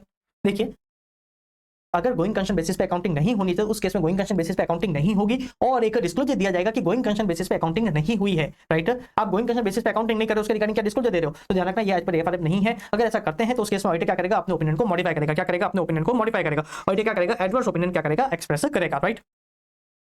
क्या बोला, even if management disclose that its use of going concern assumption of accounting is inappropriate, it would have no impact on auditor's opinion, he would need to express adverse opinion, right.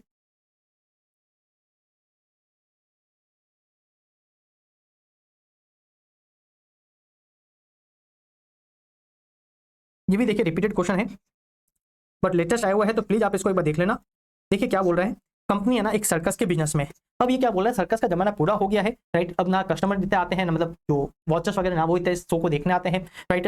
Continuous loss वगैरह भी हो रहा है, खर्चे भी बढ़ रहे हैं, बराबर। उसके जो स्टाफ वगैरह है वो भी छोड़ के जा रहे हैं, बराबर। कोई नया फंड वगैरह भी क्या हो रहा है, अरेंज वगैरह नहीं हो रहा है, मतलब मल्टीपल क्या हो रहे हैं, नेगेटिव सिनेरियो दिख रहे हैं, और उस चीज को डील करने के लिए मैनेजमेंट के पास कोई एक्शन प्लान भी नहीं दिख रहा है। और ये कंक्लूड किया जा रहा है कि यार गोइंग कंसर्न क्या है, एप्रोप्रिएट नहीं है, राइट। क्या है, गोइंग कंसर्न एप्रोप्रिएट नहीं है।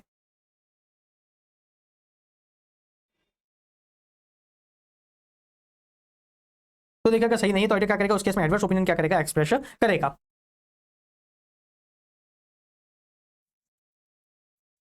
राइट। तो चलिए इसी के साथ अपना पूरा होता है, एक साथ में अपन को कारों में भी इसमें रिपोर्टिंग करनी होती है, ध्यान रखना। अगर क्या है कोई रेशियोज वगैरह, देखिए इसका आप रेफरेंस दोगे तो वैल एंड गुड, नहीं तो फिर भी चलेगा। देखिए क्या बोल रहा है, audit is also required to report as per clause 19 of Caro 2022 that on the basis of financial ratio aging and expected dates of realization of the financial asset and payment of the financial liability, other information accompanying the financial statement, the auditor's knowledge of the BOD and the management plan, whether the auditor's opinion that no material uncertainty exists or as on the date of the auditor's report, that company is capable of meeting its liability existing at the date of balance sheet and when they fall due within a period of 1 year from the balance sheet date। देखिए कुछ खास नहीं है, आप चाहो तो इसकी reporting कर सकते हो, अदरवाइज चलेगा, राइट। पर दे देना। ये क्वेश्चन आया हुआ है एमटीपी मार्च 25 में, तो अगर सिमिलर क्वेश्चन आता है तो आप क्या करना, इसका रेफरेंस ऑफ कोर्स देना, ऑफ कोर्स आप जरूर क्या करना, इसका रेफरेंस देना। इसको एक बार जब अपन चालू करेंगे तब मैं क्या करूंगा, इस चीज को आपको समझा दूंगा, राइट। इसमें कुछ खास नहीं है, पर एक चीज ध्यान रखना, अगर सेम क्वेश्चन मतलब इस क्लॉज को याद करने के लिए अपन क्या करते हैं, इसके बाद अपने हेडिंग लिखते हैं मटेरियल अनसर्टेनिटी। क्या लिखते हैं, मटेरियल अनसर्टेनिटी, राइट। तो जब वो चीज समझाएंगे तब ये चीज आपको ऑटोमेटिकली क्लियर हो जाएगी, राइट। तो चलिए इसी के साथ अपना पूरा होता है ऐसे 570 कौन सा गोइंग कंसर्न। तो देखिए ऐसे 570 का फ्लो मैंने आपको क्लियरली बता दिया, पहले नेगेटिव सिनेरियो दिए होंगे, फिर कुछ मिटिगेटिंग फैक्टर दिए होंगे, उसके बेसिस पर आपको क्या करना है, सारा कंक्लूजन करना है। तो प्लीज इस लेक्चर को बड़े अच्छे से देखना, क्योंकि इसमें क्वेश्चन आना ऑलमोस्ट 100% श्योर है, राइट। एक सेकंड गाइज होल्ड करिएगा।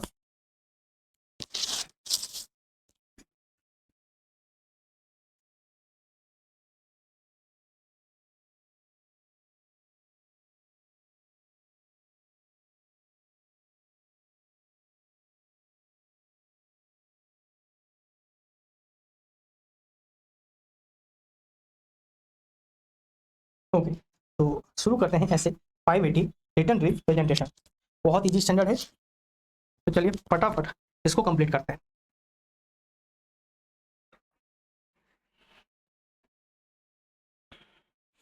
देखिए क्या क्वेश्चन है पहला,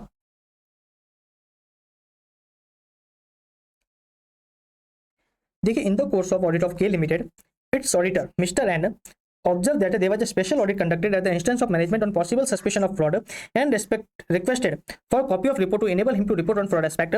Despite many reminders, it was not provided. In the absence of a specific audit report, Mr. N insisted that he be provided with at least a written representation in respect of fraud honored by the company. For this request also management remained silent. Please guide Mr.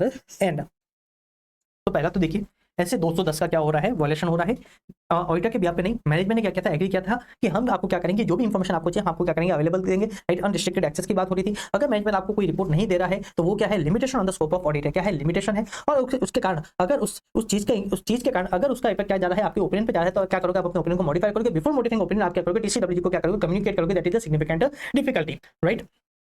दूसरी चीज आप ध्यान रखना, अगर management आपको written representation नहीं दे रहा है या फिर कोई स्पेसिफिक ऑडिट रिपोर्ट नहीं दे रहा है, तो उस केस में आप क्या करोगे, अदर एस्पेक्ट ऑफ ऑडिट पे भी क्या करोगे, इसका इंपैक्ट देखोगे, रिस्क असेसमेंट पे इसका इंपैक्ट देखोगे, फर्दर ऑडिट प्रोसीजर पे क्या करोगे, इसका इंपैक्ट देखोगे। मैनेजमेंट की जो रिटर्न रिप्रेजेंटेशन है आप क्या करोगे, उसके पे ना इसका इंपैक्ट देखोगे। मैनेजमेंट की इंटीग्रिटी पे इसका इंपैक्ट देखोगे। कंट्रोल एनवायरमेंट पे आप क्या करोगे, इसका इंपैक्ट देखोगे, बराबर है। साथ में ध्यान रखना, अगर मैनेजमेंट क्या कर रहा है, रिटर्न रिप्रेजेंटेशन नहीं दे रहा है, क्या कर रहा है, मैनेजमेंट रिटर्न रिप्रेजेंटेशन नहीं दे रहा है, तो अपन ने क्या बोला था, और उसके कारण अगर आपको क्या है, मैनेजमेंट की इंटीग्रिटी पे डाउट है, क्या है, मैनेजमेंट की इंटीग्रिटी पे डाउट है, या फिर दूसरे ऑडिट एविडेंस, राइट, उसके कारण क्या है, आपको उस पर क्या है, आपको डाउट है, बराबर। तो ध्यान रखना, अगर आपको मैनेजमेंट की इंटीग्रिटी पे डाउट है, बराबर, तो ध्यान रखना, अगर आपको रिटर्न रिप्रेजेंटेशन की क्या है, इंटीग्रिटी मतलब उस पर अगर आपको डाउट है, तो ध्यान रखना वो क्या होता है, lack of a sufficient appropriate audit evidence. क्या होता है, lack of a sufficient appropriate audit evidence. उस केस में ध्यान रखना आपका क्या जाता है, डिस्क्लेमर ऑफ ओपिनियन जाता है। क्या जाता है, डिस्क्लेमर ऑफ ओपिनियन जाता है। क्यों, क्योंकि ध्यान रखना, अगर आपको मैनेजमेंट की इंटीग्रिटी पे डाउट है, तो ध्यान रखना वो क्या कर रहा है, पूरी ऑडिट को क्या कर रहा है, इंपैक्ट कर रहा है, वो पूरे फाइनेंशियल स्टेटमेंट को क्या कर रहा है, इंपैक्ट कर रहा है, राइट।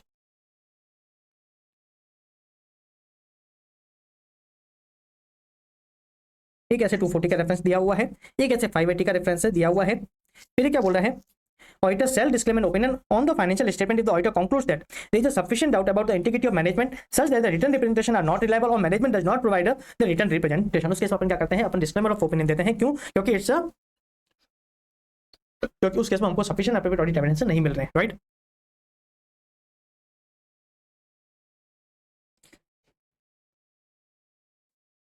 फिर देखिए एक सेक्शन 143(12) का रेफरेंस दिया जा रहा है, जिस पर अपन क्या करते हैं, फ्रॉड की रिपोर्टिंग करते हैं, राइट। फिर अपन को एक कहना रेफरेंस दिया जा रहा है, पैरा 3 क्लॉज 11 ऑफ कार्डो 2020 also require the company auditor to report whether any fraud by the company or any fraud on the company by its official employee has been noticed or reported during the year. If yes, the nature and the amount involved is to be indicated, right। ये क्या बोल रहा है, has been noticed or reported during the year, right।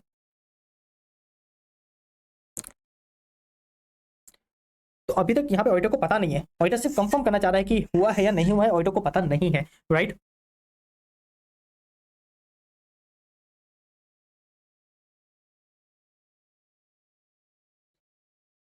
तो अगर conclude करता है कि फ्रॉड हुआ है तो उस केस में ऑडिटर क्या करता है, इसमें यहाँ पे रिपोर्टिंग करता। तो conclusion, auditor is required to state the fact in report and he should also disclaim an opinion on the financial statement. In exceptional situation he may also consider whether it is appropriate to withdraw from the engagement, right. तो question बड़ा easy है, right. ध्यान रखना, अगर management क्या कर रहा है, रिटर्न रिप्रेजेंटेशन नहीं दे रहा है, तो उस केस में अपन क्या देखते हैं, मैनेजमेंट की इंटीग्रिटी पे देखते हैं, क्या मैनेजमेंट की इंटीग्रिटी वैलिड है या नहीं है, राइट। अगर ऑडिटर क्या होती है, मैनेजमेंट की इंटीग्रिटी पे डाउट होती है, मतलब क्या कर रहा है, जनरली पूरे ऑडिट को क्या कर रही है, इंपैक्ट कर रही है, उस केस में ऑडिटर क्या करता है, डिस्क्लेमर ऑफ ओपिनियन देता है। क्यों? क्योंकि it's a lack of sufficient appropriate auditor evidence, right. अब देखते हैं नेक्स्ट क्वेश्चन।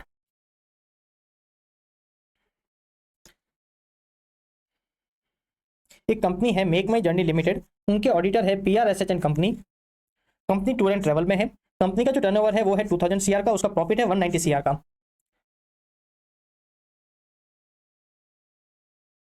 फिर क्या बोला, during the planning stage, right, management और ऑडिटर के बीच में एक एग्रीमेंट हुआ था कि मैनेजमेंट क्या करेगी, रिटर्न रिप्रेजेंटेशन देगी to the auditor, right, as per SA 210, right. Sorry guys. अभी क्या बोल रहे हैं, at the time of disclosure of audit there has been some confusion about the requirement of the written representation letter. Sorry, Radhe Radhe. देखिए, management argued that representation need not be written, it can also be verbal, which has been provided to the audit team during the course of their audit. Auditor have completed the documentation, hence in a way representation based on the verbal discussion with the auditor has also got documented. Auditor explained that this is mandated to obtain written representation in accordance with the requirement of SF 580. However, still some confusion remains regarding the date and period covered by the written representation. You are required to advise about the date and period covered by the written representation in view of SF 580. तो देखिए, during the course of audit क्या करता है, बहुत सारे management से communication वगैरह करता है, इंक्वायरी करता है, रेस्पॉन्स लेता है, कुछ रिप्रेजेंटेशन वगैरह भी लेता है। पर ऐसे 580 क्लियरली बोलता है कि आपको क्या करना चाहिए, कंबाइंड रिटर्न रिप्रेजेंटेशन लेना चाहिए closer to the date of auditors report, right. या तो उनको कंफर्म करने के लिए, या फिर अगर उसमें कुछ चेंजेस हुए तो अपडेशन, उस अपडेशन के रिगार्डिंग आपको क्या करना चाहिए, आपको रिटर्न रिप्रेजेंटेशन लेना चाहिए, that is to the close of the date of auditors report. उसके बाद में नहीं, उससे पहले, but close to the date of auditors report. क्यों? ऑडिटर की रिस्पांसिबिलिटी कहां तक होती है, ऑडिट रिपोर्ट तक होती है। उसको फुलफिल करने के लिए हमने सारे इवेंट्स को कंसीडर किए हैं, इसलिए ऑडिटर क्या करता है, मैनेजमेंट से एक अपडेटेड क्या करता है, रिटर्न रिप्रेजेंटेशन लेता है। अब ध्यान रखना, उसमें जो फाइनेंशियल पीरियड कवर किए गए, राइट, जो भी फाइनेंशियल ईयर कवर किए गए हैं, या फिर जो भी जिस भी पीरियड के फाइनेंशियल स्टेटमेंट कवर किए गए हैं, उन सबके रिगार्डिंग ऑडिटर क्या करता है, रिटर्न रिप्रेजेंटेशन लेता है। क्या करता है, रिटर्न रिप्रेजेंटेशन लेता है, बराबर। साथ में क्या अपनी चीज करी थी, ध्यान रखना, ऑडिटर किससे ले रहा है, ये क्लाइंट से ले रहा है, किससे ले रहा है, किसी कंपनी से ले रहा है, कंपनी के मैनेजमेंट से ले रहा है। अगर मैनेजमेंट के पर्सन चेंज भी हो जाएंगे, तब भी ध्यान रखना, ये रेस्पॉन्सिबिलिटी कम नहीं होगी। मैनेजमेंट एक्सक्यूज नहीं दे सकता कि पहले है ना दूसरे लोग काम कर रहे थे, अभी दूसरे लोग काम कर रहे हैं, आप ऐसा एक्सक्यूज नहीं दे सकते हो, राइट। ये मैनेजमेंट की रेस्पॉन्सिबिलिटी है, जो भी है ना करंट मैनेजमेंट है, ये उसकी रिस्पांसिबिलिटी है क्या, रिटर्न रिप्रेजेंटेशन देना।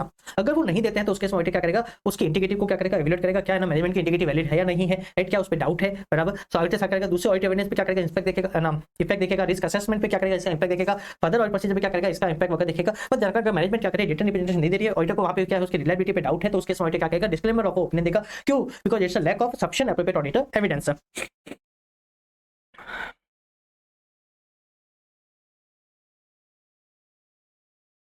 ठीक है, सबसे पहले क्या बोल रहा है, as near as practicable to the date of auditors report. फिर ये बोल रहा है, आप एक लास्ट में क्या करते हो, अपडेटेड रिटर्न रिप्रेजेंटेशन क्या करते हो, ऑब्टेन करते हो for all the periods referred in the auditors report.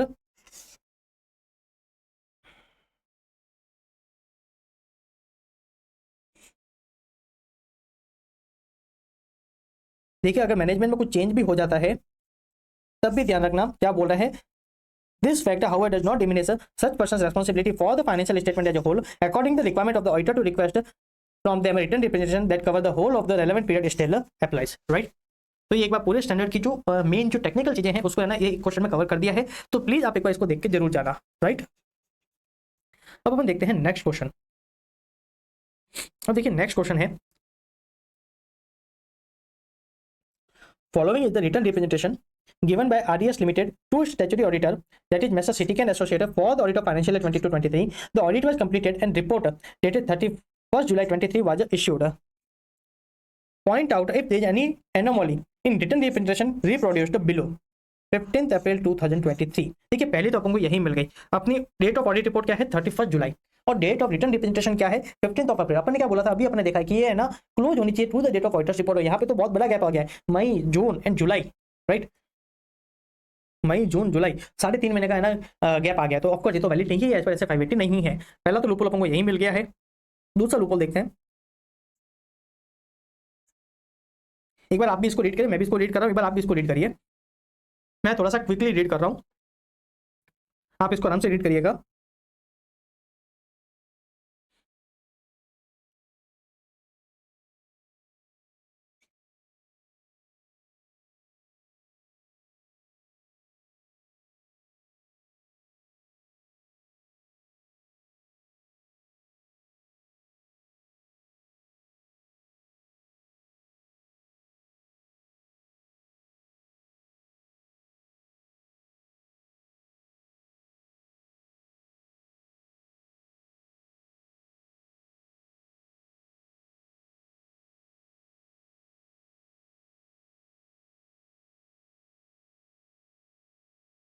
देखिए बाकी कोई प्रॉब्लम नहीं लग रही है, एक ही प्रॉब्लम लग रही है, कौन सी, 15 अप्रैल 2023 की।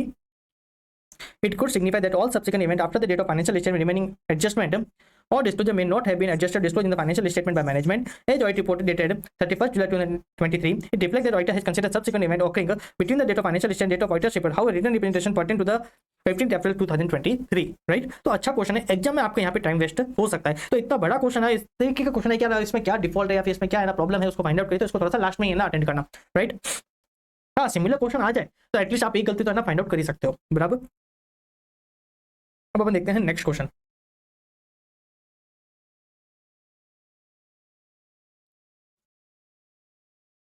देखिए ये भी रिपीटेड क्वेश्चन है, बस थोड़ा सा केस स्टडी बना के डाला है।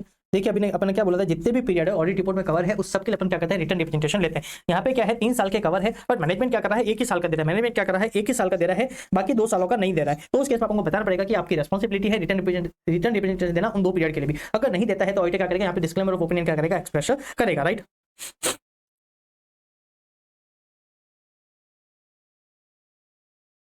देखिए अगर मैनेजमेंट क्या कर रहा है, रिटर्न रिप्रेजेंटेशन नहीं देता है तो उस केस में ऑडिटर क्या करेगा, अपने ओपिनियन को मॉडिफाई करेगा एज पर एस 705।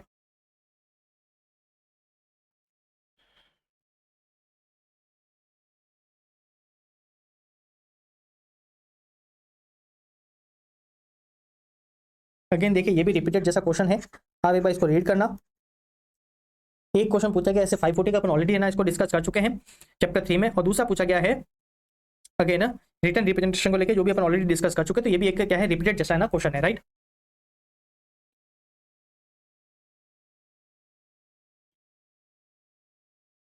अब देखते हैं नेक्स्ट क्वेश्चन क्या है।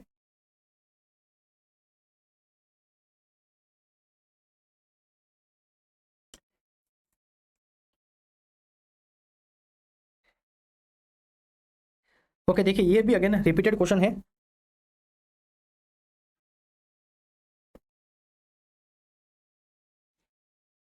तो चलिए इसी के साथ अपना पूरा होता है ऐसे 580 भी। एक बार ध्यान रखना, इन क्वेश्चन को छोड़ना मत। मैं इन क्वेश्चन को इसलिए नहीं कर रहा हूं कि अननेसेसरी टाइम वेस्ट होगा। आपको भी क्या करना है, इस क्वेश्चन को सिर्फ एक बार पढ़ना है, राइट। अगर आपको कोई प्रॉब्लम आए तो प्लीज मुझे मैसेज करिएगा, प्रॉब्लम नहीं आएगी, राइट। क्वेश्चन एकदम सिंपल है, डायरेक्ट क्वेश्चन है, राइट। तो अपन इस चीज को ऑलरेडी अभी अपन ने डिस्कस कर लिया है, सेम आंसर है, बस क्या करें, नाम चेंज करके इंस्टीट्यूट क्या करिए, क्वेश्चन पूछ रही है पर रिपीटेड क्वेश्चन है, बराबर। तो चलिए इसी के साथ अपना पूरा होता है chapter 6। Thank you, Radhe Radhe.